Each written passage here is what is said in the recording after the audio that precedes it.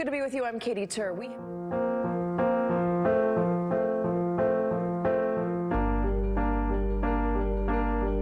A fire broke down we're in San Diego. My name's Bob Tur. You may not know who I am, but you're sure aware of the videotape that I shot here at this intersection of Florence and Normandy.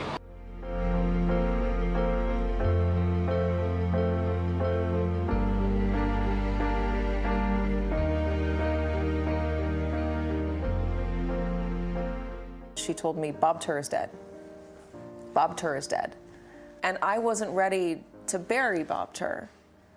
I wanted to talk about all of the rage and the anger and the violence and the scary moments, because I felt like if you want to transition into a new person, I'm all there for you. I'm with you. Let's do it. But let's talk about what we need to talk about so we can all move forward, so we can clean the slate.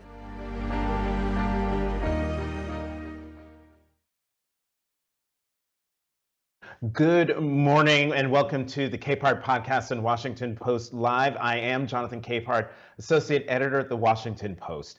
Journalism is in the blood of Katy Tur. Her parents pioneered breaking news chopper reporting with her father flying the helicopter and her mother holding the camera, even dangling out of the copter to get the shot. They were household names. But in her new book, Rough Draft, a memoir, Tur writes unflinchingly about the pain that enveloped her family, particularly her father's violence, his transition from Bob to Zoe, and their ongoing estrangement. And joining me now is Katy Tur. Welcome to Capehart on Washington Post Live. Thanks so much for having me, Jonathan. I need to up my background game, clearly considering yours. Oh, and I can tell you're in the office. You are at 30 Rock right now. I can tell by the radiator behind you. And as folks know, you and I are MSNBC colleagues. So let's jump into this. I think part of the reason you wrote this book was to spotlight the amazing career of your mom and dad, Marika and Bob Tur.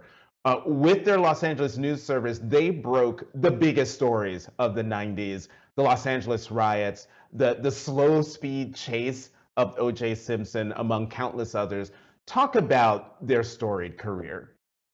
They were amazing parents in a lot of ways, and they were incredible journalists. And I knew that I wanted to get this story down because in so many ways, it was completely unbelievable. I mean, my parents had nothing. My dad and my mom met when my dad was 18, my mom was 23. She was working as a ticket person at a movie theater counter, and my dad stalked her and asked her out 1,000 times.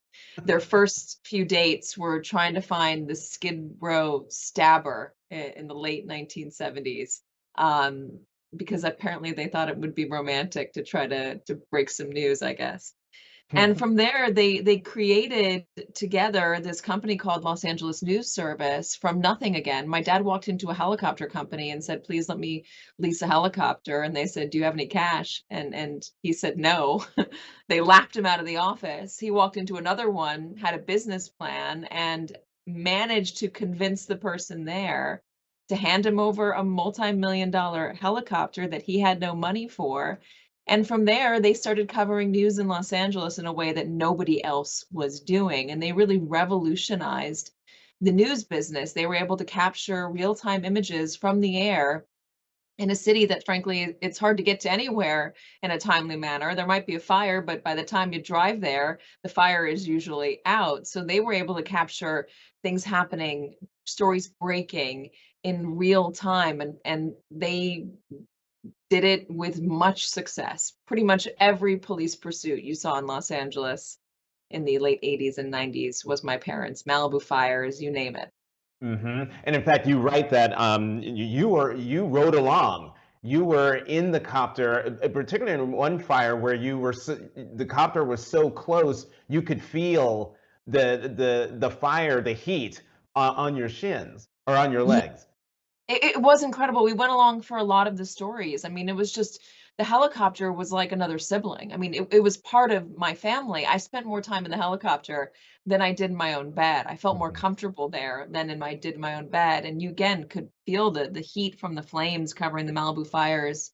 on your shins. We would cover the Rose Parade, which was my favorite thing to cover growing up because it was like a storybook come to life. I got a unique vantage point from Los Angeles. I became weirdly obsessed with backyard pools. Everyone in LA has a backyard pool, and I didn't have one. I really wanted one.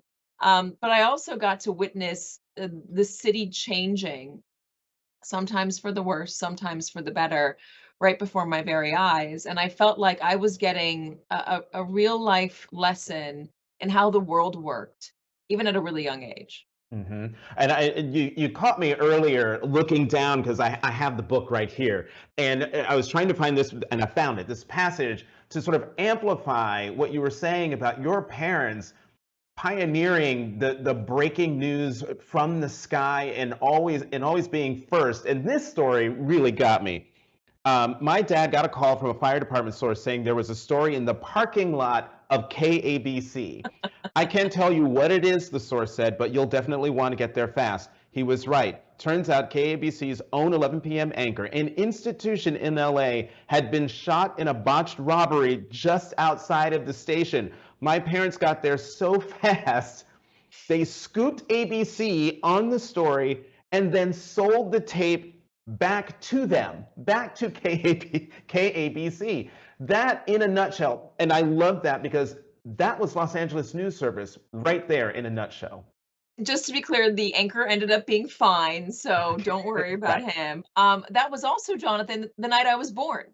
My mom Oh, was that's right. That's 9 right. months plus pregnant with me. She was 10 days past her due date with me, and she's carrying, and back in those days, you had a giant Betacam, and it was 40, 50 pounds, but you didn't get to roll tape on it. It wasn't even a Betacam. You had to hold, there was a wire that went from the cable that went from the camera to the deck, and the deck is where you recorded the tape. And my mom was carrying this deck while she was 10 days overdue with me, capturing that breaking news story, just waiting, I guess, to give birth. Your parents had unbelievable success. A hangar, I think, at the Santa Monica airport, 2 Porsches. You didn't get the pool, but you got a jacuzzi. Nice house, got a jacuzzi, private schools for you and your brother. But for all their success, you write, the business tore them apart. Their relationship was a mess. My dad clearly took on all of that stress and didn't deal with it well. And he took all of that stress and took it out on your mom and you. I mean, Yeah. he threw things and he threw fists, didn't he? Yeah, listen, and just a note about pronouns here because I'm looking backwards and the memories of my childhood. I use he here. I use she for my dad, and we can get into this every time after 2013 when my dad told me that she was not Bob Tur at all, but Zoe Tur. But since we're looking in the past, allow me to use he. Yeah, my dad had a really tough childhood of his own. His dad was violent and abusive. He was an alcoholic. He was a gambler. He would gamble all the family's money away. They would have to move in the middle of the night, evicted, or they'd just run because they couldn't pay the bills. Uh, he would take my dad to the racetrack and say, "Hold on to the rent money. Don't give it to me no matter what." And then when he would lose the money that he brought to use and look at my dad for the rest of the money, when my dad refused, he would beat my dad up. He cut part of his ear off. He had a terrible, terrible, terrible childhood. And he had me, my dad, when he was so young. He was 23. They started this business. I think the weight of the world was really on his shoulders. And he never really dealt with the trauma of his own upbringing, the trauma of his grandfather. And it carried on, that cycle continued in our household. While not at all as awful as what he went through, there were still some pretty rough moments. I mean, there were holes in all of the walls. And the one I most specifically remember was one of my first childhood homes. I know it kind of carried on throughout, but my first childhood home, I felt like every other day we were plastering up a hole in the wall because he would punch the walls. He'd get so angry, and he would throw things at my mother, and my brother and I bore the brunt of it here and there. But more than anything, it was just emotionally wretched at times because he would yell and yell and yell and yell. And ultimately, Jonathan, even though we had all these fancy things, we had these Porsches, a helicopter, a jacuzzi, I went to private school, we lost it all, including our health insurance, lost everything. Because my dad just couldn't control his rage, and it just ended up being toxic for the business and for the people who were looking to employ him, even though my parents broke news and were unbeatable.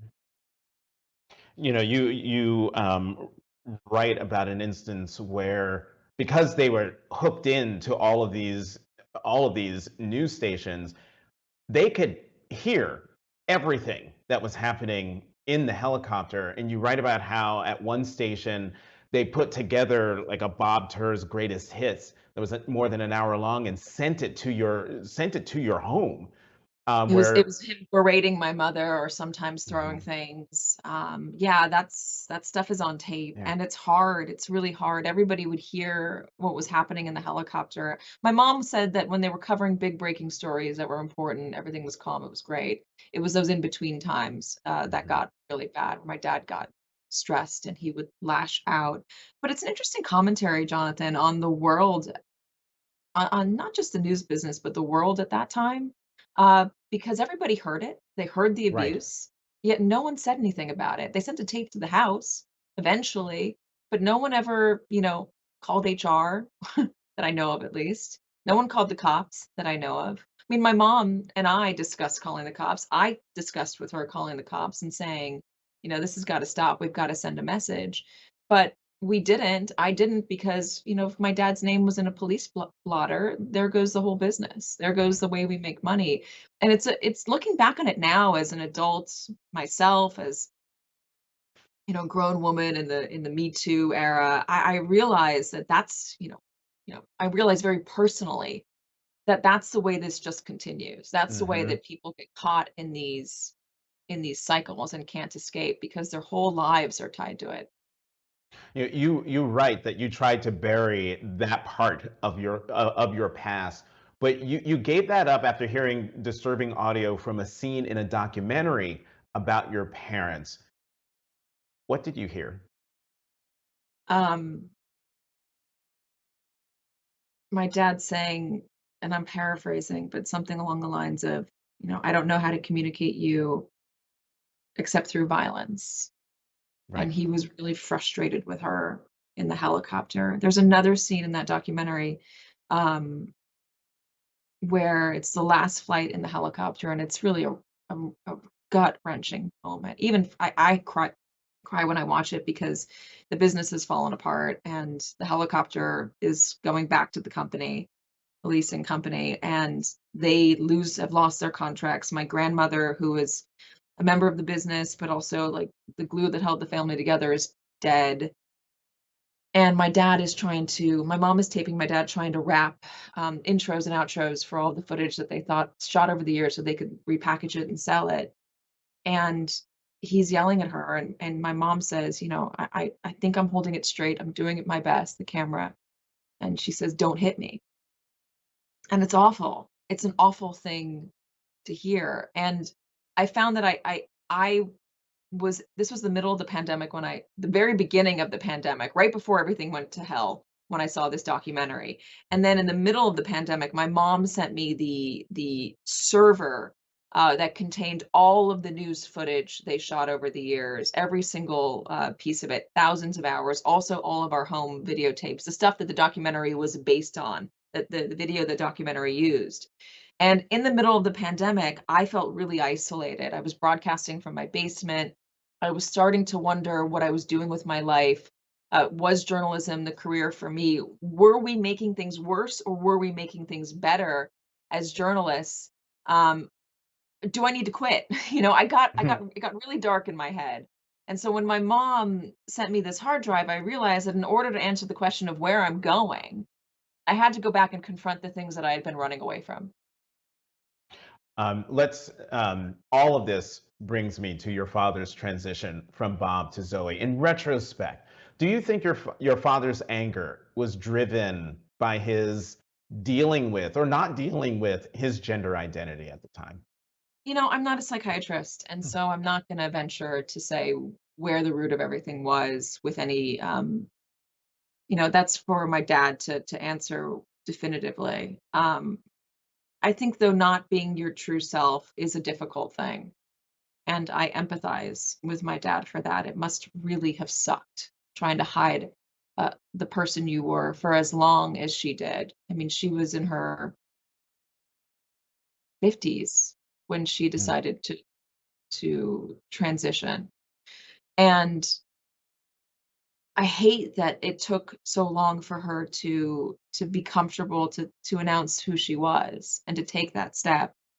Um, and I wish that it was the move that made everything all better between us. Um, but unfortunately, it didn't, and not because of the transition, but because of her desire to wipe away everything before then, to say Bob Tur is dead, and my desire to say, hold on, the things Bob Tur did are not dead to me. Bob Tur was my dad, and let's deal with it. It's Mhm. tough. It was a pivotal moment in my life. Yeah, it was hard. Yeah, and Bob Tur called you to tell you that he was transitioning when you were covering the Boston Marathon bombing in 2013. Folks can read how that call went, but I want to keep going on um, your father's lack of willingness to take responsibility for what happened during your childhood. You tried to talk about your childhood with Zoe, but you write, quote, "It felt like my dad was using a get out of gender free card I didn't know existed." Why do you think Zoe Tur won't take responsibility for what Bob Tur did? I think because she's ashamed, and she said as much. She said so in the documentary about her life at the end of it. She's ashamed for what she did, and she regrets it.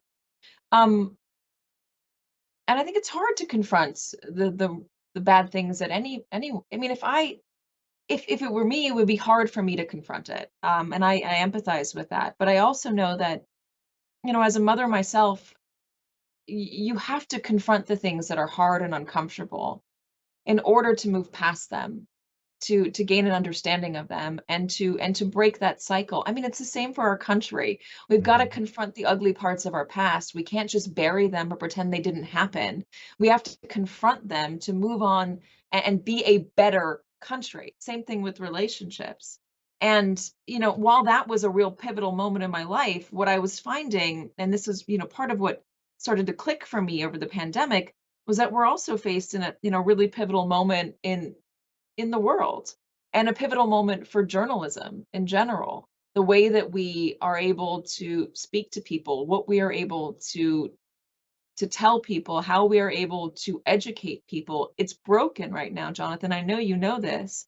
And I think the January 6th insurrection and all that we are witnessing now during these hearings is exemplifying an astounding failure of this country to come together on basic facts, an astounding failure of one man who happened to be president to accept the truth.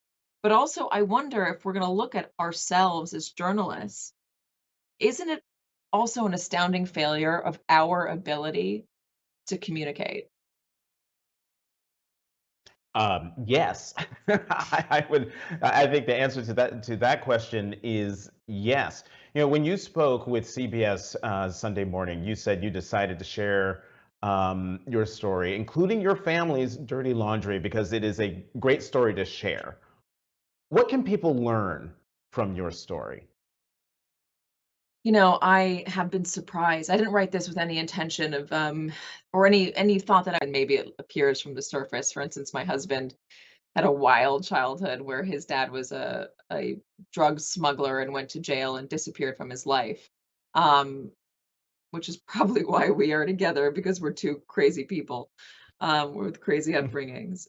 But I have been surprised, Jonathan, at how many people have reached out to say that they had, while not similar in the details, similar in the broad strokes, experiences in their childhood. Estrangement is a big thing. I think 1 in 4 Americans are estranged to a close family member. And it's tough, and it's a Hmm. complicated thing to talk about if somebody asks you, where's your dad? Where's your mom? Where's your sister? And I think that most people don't really know how to have that conversation, don't really know how to say it without feeling judged or feeling like they've done something wrong. And I certainly felt that way for a lot of time when I would have to talk about my childhood or anybody would ask me about, how's grandpa doing with the grandkids. And I think that for me, writing this book was a release, just to say this is the story, and it's complicated. And I'd love to tell you the sugar coated version, but the sugar coated version is not the truth. Here it all is. Lay all your cards out on the table.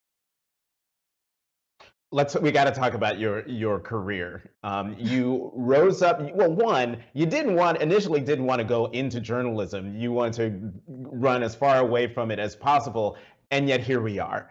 You rose up through the ranks of local news, um, and covered tons of crazy stories.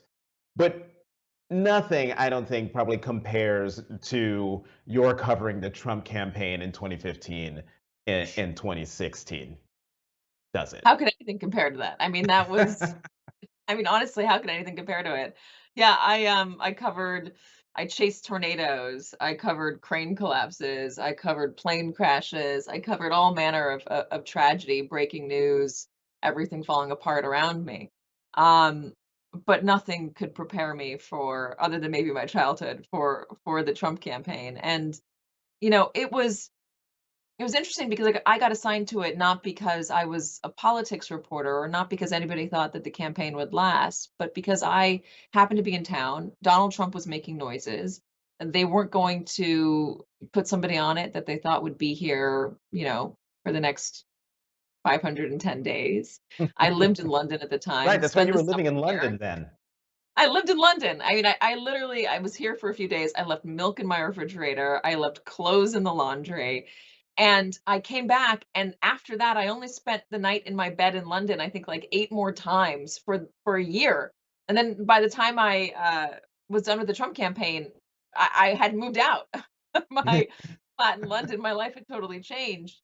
But yeah, I mean, I get asked a lot about, why did you stick with the campaign? Donald Trump would go after you. There were death threats against you. He singled you out in a way he didn't single anybody else out. Why didn't you just say, "Hey, listen, I'm going to go back to London and live the life I was living. Go back to the French boyfriend I had and the European lifestyle where I had wine at lunch." I mean, nobody would begrudge you that if you did it. But Right. I found myself riveted. And that's not to say that I thought it was an amazing, great campaign, but it was the country changing in front of our eyes. And I wanted to try to understand what was going on. And I mean, I've still been trying to understand what's going on 6 years later. It's 7 years later. Yeah. It's remarkable how this country has changed. I mean, when I was here in 2015, when I got assigned Trump, that was when it was the weekend or the day that gay marriage or same-sex marriage was upheld in the Supreme Court. It was a Hmm. celebratory day, and I thought to myself, "Wow, this country has come so far. Love really does win." And then yesterday, I find out that in the Texas GOP, the new platform is that being gay is an abnormal lifestyle choice. I- Going from there to there in 7 short years it's weird to me. What's going Yeah. on? It's frightening.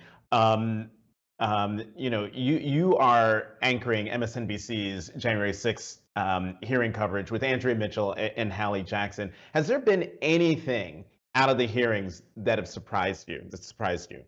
I think what has surprised me is how many people behind the scenes were saying this is not right. This is corrupt. This is potentially criminal. How many people were telling him that he had lost? He lost. He lost. There was no fraud. He lost. You can't pressure Mike Pence. That is corrupt. He doesn't have the legal authority. You can't do it. He did it anyways. We're going to hear today about how he pressured Georgia officials. I'm imagining we're going to get a lot more information surrounding, and Arizona officials, surrounding the call that he made to Brad Raffensperger asking him to find those 11,000 plus votes. I'm surprised at how widely accepted it was among his administration and how there were so many people that didn't come out and say that publicly. Hmm. I mean, I guess that's not that surprising. It's depressing. That's the word. It's depressing, and I'm still reeling from the hearing where we learned about the pressure on then Vice President Mike Pence and how close he came to quite literally being assassinated.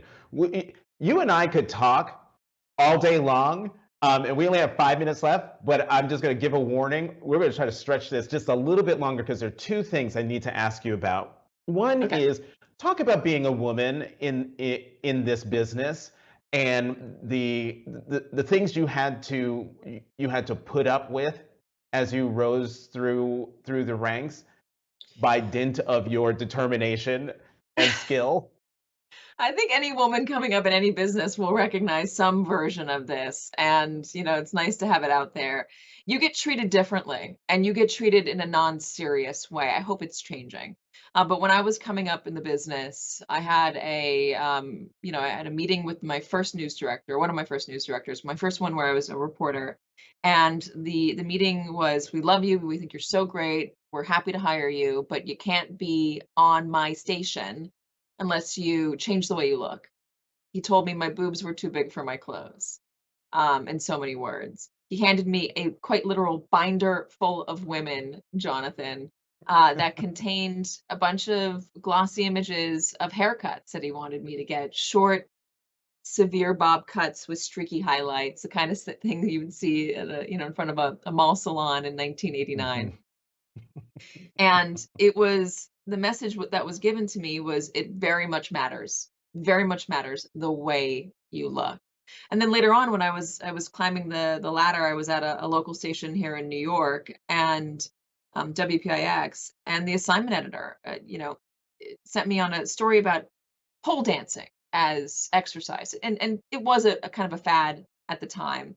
But he didn't just send me to cover it. He said, "Hey, do you have any stripper shoes you can wear while you're doing this story? You can get on the pole and do some, examples of the routine." And I remember thinking, you would never ask any of my male colleagues to do this.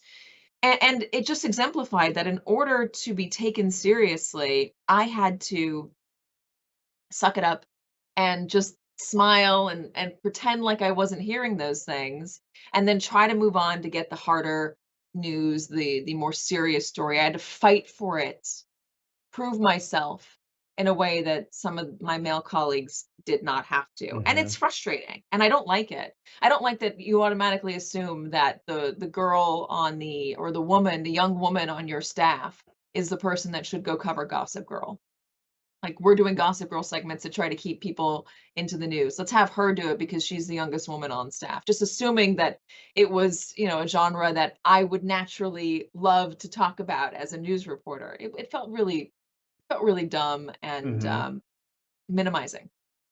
And that's one aspect. The other aspect, which you write about forthrightly in the book, is that when you moved to New York, you were dating Keith Olbermann, who at the time was Oh the yeah. giant at MSNBC.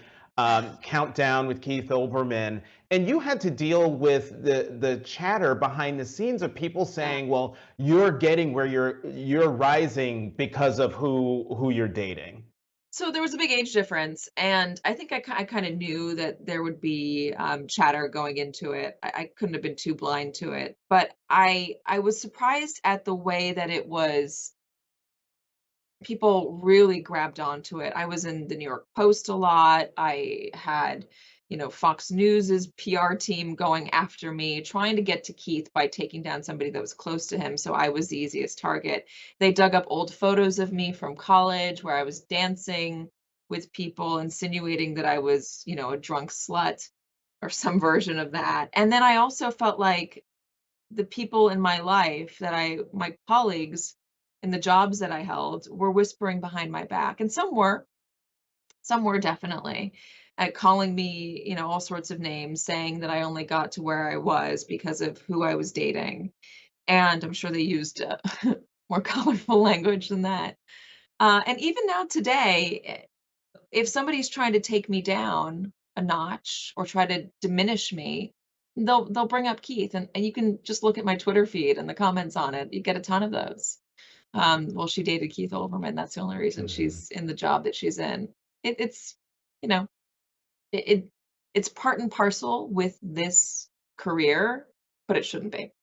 And it's minimizing, to use the word that you use to talk about the other aspects of your career. So that was then, and so now, you mentioned your husband before, Tony DeCopel. He is anchor at CBS Mornings.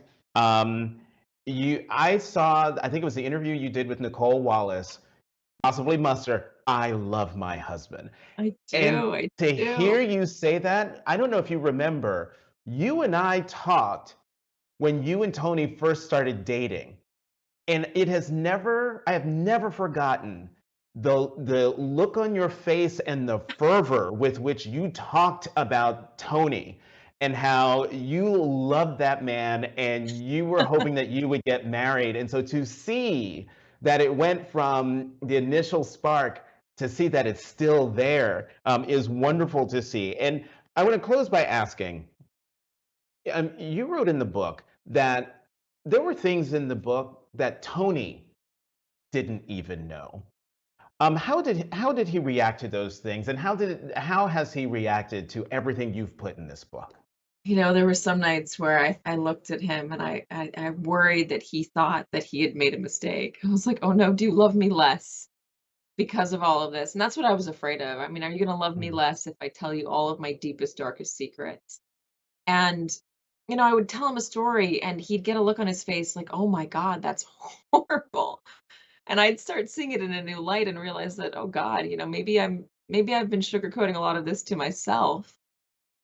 It was hard. It was hard to reveal it even to the person who was closest to me. But he's the most wonderful person I have ever met, and he is such a strong ally and supporter and lover of all things Katy Tur that I don't think I could have revealed any of this to anyone else had he not been by my side. I just frankly could not have done this book. I could not have finished it. I would have stayed huddled in a corner with my blanket over my head crying, or I just would have never confronted any of this and I would have been, threatening to repeat the cycle all over again. Tony's the best. Having seen the two of you together recently, I can confirm that Tony DeCopel is a lover of all things Katy Tur. Katy And I'm a Tur, lover of all things Tony DeCopel. Katy Tur, Mrs. Tony DeCopel, MSNBC anchor and author of the raw but really well done Rough Draft, a memoir. Thank you so much for coming to Capehart on Washington Post Live. Thank you so much, Jonathan. It's great to be here.